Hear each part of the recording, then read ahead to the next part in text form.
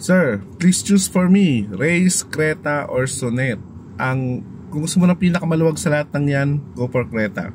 Other than that, ayun lang naman yung advantage niya sa tatlong yan eh.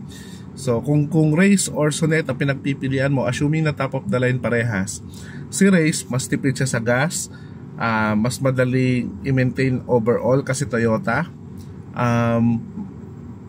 Yun lang, may turbo kung gusto mo ng turbo, no? Pero si Sonet, mas marami siya ng konting tech features, mas futuristic ang looks, mas madali i-maintain yung engine niya kasi 1.5 liters naturally aspirated. Sa power, almost the same lang yung feels niyan, no? Kasi may turbo naman yung Race, kaya kahit papano nakakaangat yung 1.0 engine niya ng konti, nakaka-level doon sa 1.5 NA ng Sonet.